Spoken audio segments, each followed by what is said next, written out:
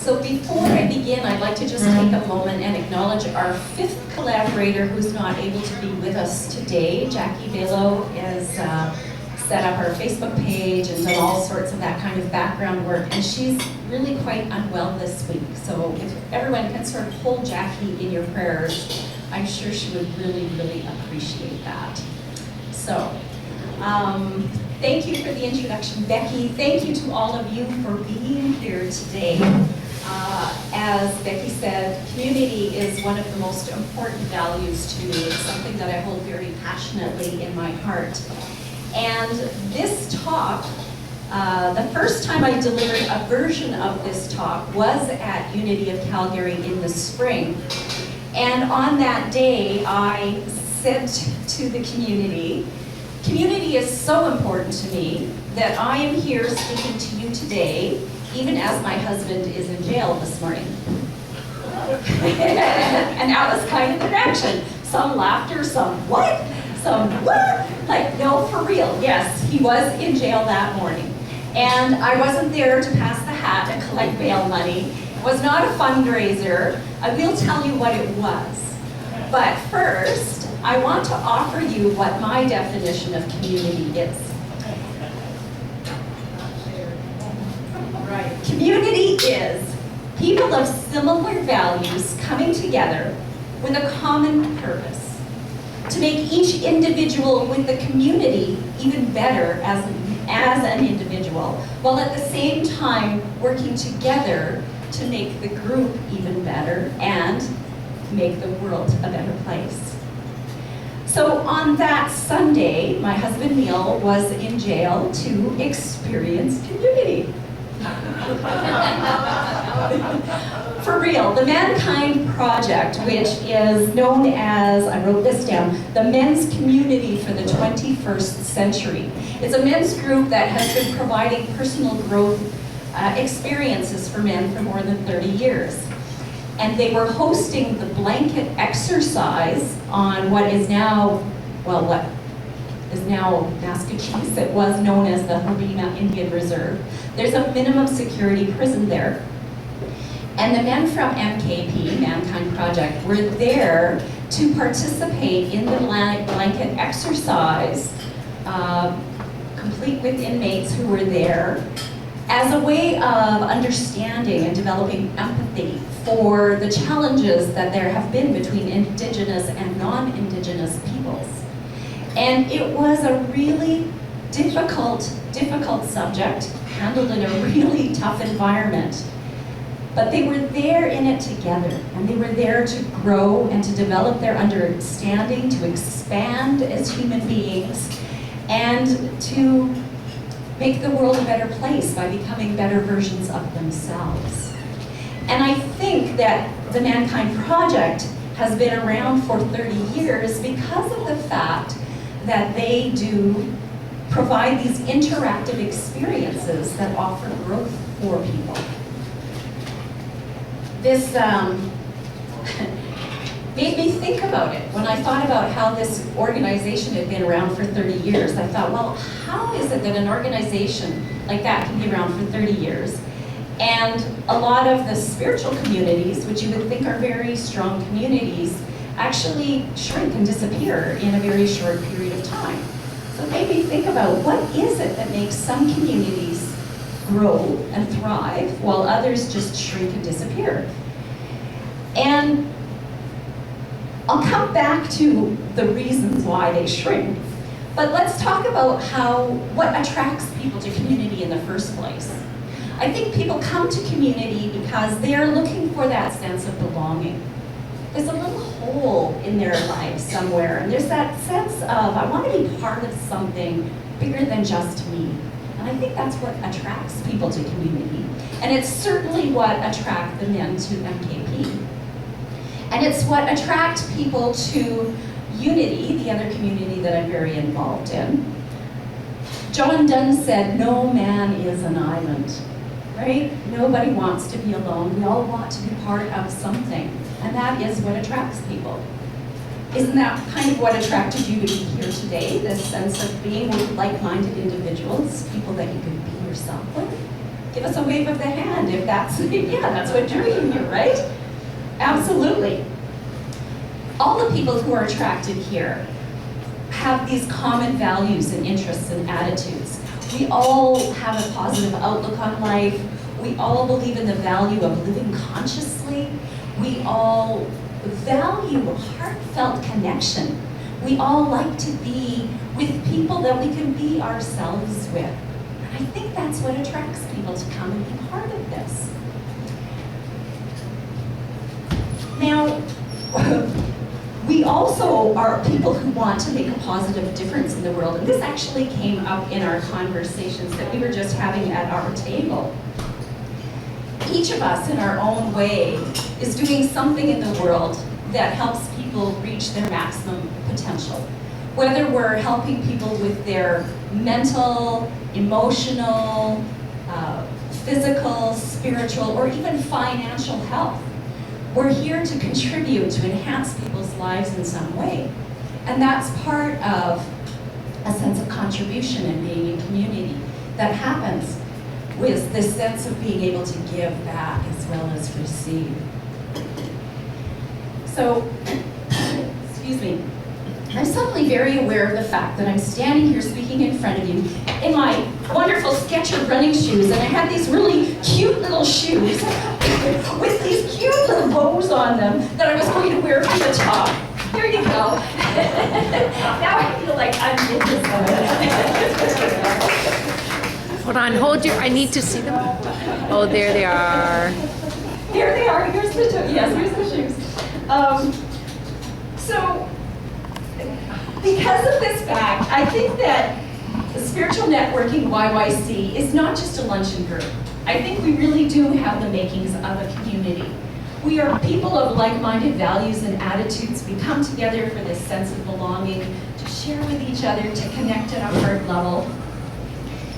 So I would like to see this community grow and thrive, to become even bigger, to reach more and more people, to bring more people into this beautiful environment of acceptance that we're creating here.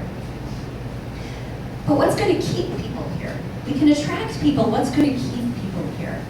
So this is where I come back and circle round to my analysis of what is it that makes some communities thrive while others shrink and disappear. And I think it comes down to this. There are 4 basic needs that if a community fills, it will thrive and grow. So what are those 4 needs? 1, a variety of feel-good experiences to engage in. 2, opportunities for growth. 3, clear vision and strong leadership. And 4, opportunities to make a contribution or make a difference. So I'd like to bring Spiritual Networking YYC into those 4 needs, okay? So, a variety of feel-good experiences. Well, we host a networking luncheon the first Friday of every month. You could say, well, that's kind of same old, except it's not. Every speaker that comes and shares their knowledge and their wisdom changes the flavor of the event, changes what that energy of that group is about. Likewise, the people who are attending change the energy of that group, and it brings variety to new people that are coming. And it adds a wonderful sense of continuity to have some of the same people who are coming faithfully, like Tracy, who's been to almost every luncheon. There is that strong group that holds it together, and there's new people coming in, and it brings this sense of variety. And there's another way that we're going to be introducing variety as collaborators. We've talked about it once a quarter, changing the format of the luncheon completely so that what we have are little sample tables. So rather than have speakers talk to you, you get to actually engage in something interactive. Try out these different modalities and experiences and have a very engaged, interactive experience. So I know that Leslie had some tables. Unfortunately, it was an event that I missed and wasn't able to come to. I was out of town. But it's a great idea, so we want to do that more regularly. And again, bring variety into this and make it more engaging and interactive. Which, of course, leads us to the second point, the opportunity to grow. We learn and grow from listening to what the speakers have to share. We can learn and grow by experiencing different samples of different activities, and I know that Lorraine is going to be actually giving us something to engage in today as well. There is volunteering. That's a great way to learn and grow. Anybody who's ever run an event know that it takes a lot of different aspects to make an event happen. There's the social media advertising. So if you don't know a lot about social media, volunteer to help us promote that, and then you'll learn more and you'll gain more skills in that. Being at the door can be an opportunity for growth. Some people are a little bit more shy and a little more introverted, so offering to be a greeter at the door can help bring you out of your shell a little bit and help you grow and expand as who you are. Taking the opportunity to be a speaker, because we have 2 different speakers at every luncheon, certainly being a speaker offers you the opportunity to grow. I know that every time I prepare a talk, I have to do a little research. There's a little learning that happens for me. And just being in front of a group of people offers an opportunity to shift how I'm being in the world and how I'm being with that group. And over time, maybe we'll find other ways to bring more growth into spiritual networking, YYC. So the third need, clear vision and strong leadership. Here's a question for you. Would you want to be crew on a ship that has no rudder and no captain? Would you? No. It would feel a little scary to be adrift at sea with no guidance. So I like to think that this luncheon group or community, depending on how we choose to look at it, is a very sturdy ship. And we're blessed not just to have a great captain, which Enchanting Mystical Moments had for a couple of years in its existence, great captain, Leslie at the helm. We've now got a collaborative team. So we have the enthusiasm, skills, the variety of approaches to make it even better and stronger and grow it even more. So we have a clear vision about our reason for being, our raison d'être, to practice my French that doesn't get used since high school, because we all had to do the high school thing and then not get to use our French again, right? And as a leadership team, our ears are open, we listen. We heard that it would be nice to have speakers be able to share more for a longer period of time, to be able to take the conversation deeper, and to have more networking time in between those speakers. So we listened and we shifted the format for today, our inaugural lunch. So we'd love your feedback at the end of today. Let us know what you think. Is that working or not? We want to hear it either way, because we're a leadership that listens, and we want this to be the best that it can be for you, so that you will continue to come and be part of this wonderful, what I think of as community. So I mentioned our reason for being. What is our reason for being? I came across this story about a farmer that really, I think, addresses it really well. So is it okay if I share the story? Yeah, okay. All right. I have this story about a farmer who grew excellent quality wheat, and every season he won the award for the best wheat grown in the county. One year, a reporter from the local newspaper interviewed the farmer and learned that each spring the man shared his seed with his neighbors so that they too could plant that seed in their fields.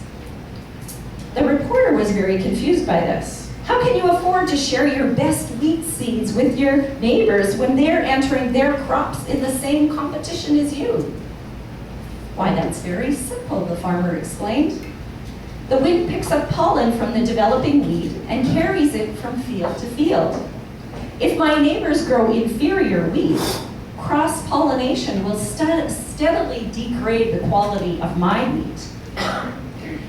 If I am to grow good wheat, I must help my neighbors grow good wheat as well.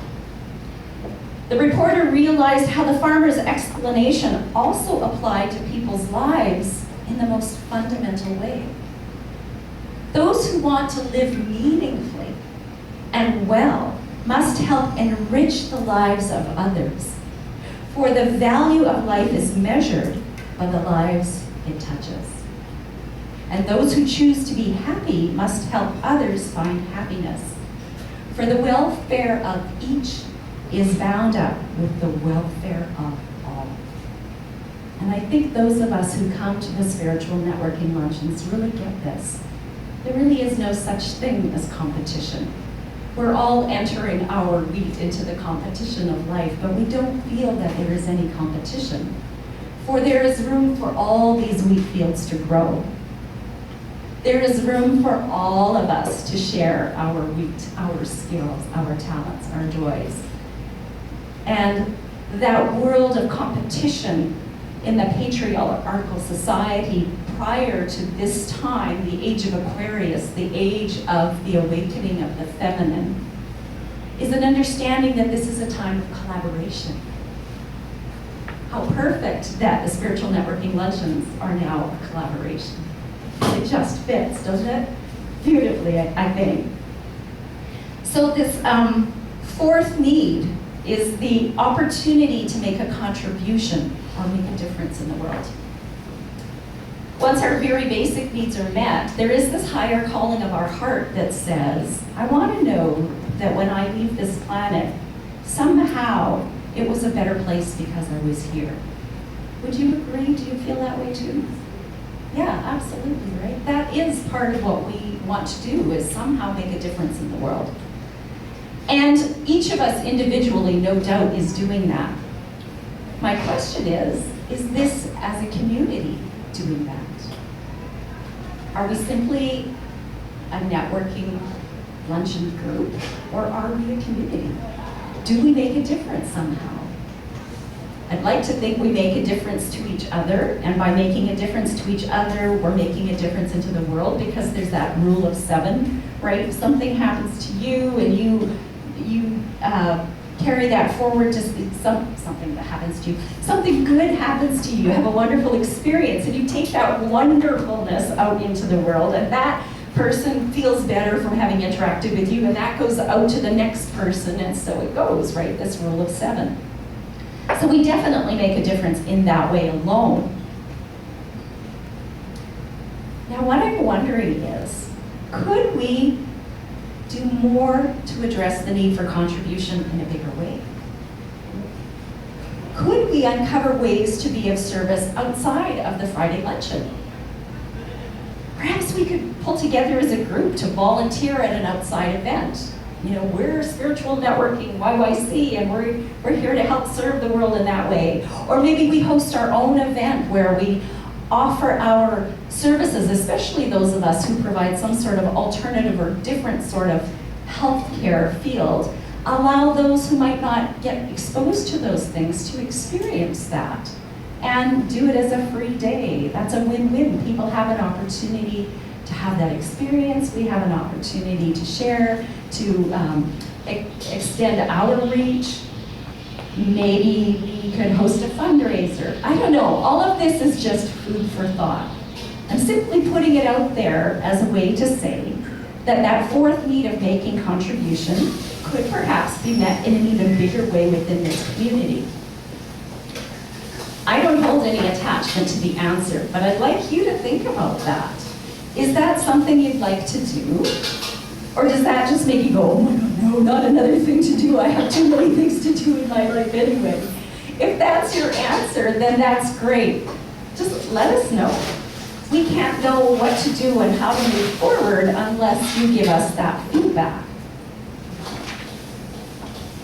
So, my experience of communities is that they are long-standing when they meet those 4 needs. And when I look at the 2 communities that I've already mentioned, the Mankind Project, it's been around for 30 years and still going strong, when I look at Unity of Calgary, which is part of the greater Unity worldwide organization, that's been around for more than 100 years. Now that's longevity. What's made them work is that they fulfill those needs. They give people a sense of belonging. They address the opportunity for a variety of activity. They address the need for growth. Opportunities for growth abound in both those organizations.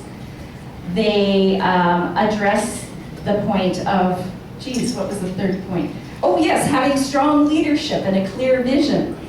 And they also offer people the opportunity for contribution because they're very involved in volunteerism. Did you know that in the Mankind Project, they have these weekend getaways, these learning opportunities that are deep dives for men to go deep into their work. And for a group of 30 men, they actually have 50 volunteers to man those processes. And those volunteers actually pay to be there. Wow. Those men have to be getting a sense of contribution, to be willing to pay to volunteer. They have to feel like they're really making a difference by being there. And that knowing that they make a big difference by being there is what keeps them coming back time and time again for more than 3 decades. And it's the same thing at Unity. We have the opportunity to make a difference in the world, and that keeps us coming back. So that's really big scope. Maybe you just like coming for lunch once a month, and that's totally okay. I hold no judgment on that. I just put it out there as something to consider, some food for thought. Okay, so you may have guessed how incredibly important community is to me by the way I've really been going through this and taking it into deep examination. Community is important and has been for a while, and it actually wasn't until I prepared this talk in the spring that I understood how important community is. Like, how being part of a community is such a strong fiber of my being that I volunteer like crazy to be part of communities. And 2 years ago, I started hosting the Nurture Circles for Women. Becky mentioned that. And these circles, again, are an opportunity for women to really be who they are. There's variety in that we have a different facilitator with a different program to engage in. There's continuity in that I always hold space for the group, and we have a little dance of celebration, and we have a talking stick ceremony so that women have the opportunity to be seen and heard without interrupting. It's an opportunity to really experience sisterhood. Many of us don't even know each other's names or what we do for a living when we leave at the end of that 2.5-hour evening. But we feel like we know each other because we're connecting at a heart level. And if anything's been missing in this talk, maybe it's that. Community is the place where we need to connect at that heart level. We need to feel like these are my people. I relate and I can be who I am here. And I know that that happens in our nurture circles. And so next Wednesday, I'm excited to say, will be our 30th Women's Nurture Circle. 30, that's longevity, yes. So I'd love it if you wanted to come and experience this for yourself. I can say this, there are no men in the room today, although we've often had men in the room, and we encourage you to bring your men friends to these spiritual networking. I was this close to having my husband here today. This close.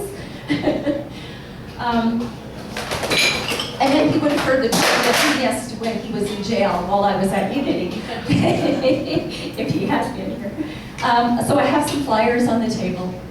And as much as community is important to me, making a difference in that way in community, it's also important to me to make a difference in people's lives, to enhance their quality of life in the work I do outside of that volunteerism.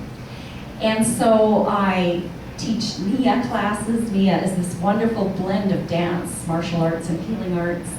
I facilitate mindfulness training. I host women's retreats. I am a spiritual healer, and I feel so, so blessed that I have the sound wellness training that Judy and Brianna have engaged in, and Joanne and Sandy. And it's becoming a big thing because it's a modality that you can add to any other modality and make such a difference for people. So I'm blessed to have those skills to use to help people relieve pain, to release energy blockages. I'm blessed to have been given with this gift, this ability to receive and transmit information, energy, resources, so that when I come across an energy block, I can help that move through very quickly. I can see, quote unquote, what's wrong, what's going not quite right in your body, and help you find ways to relax your body so that it can heal itself. For we are all our own healers.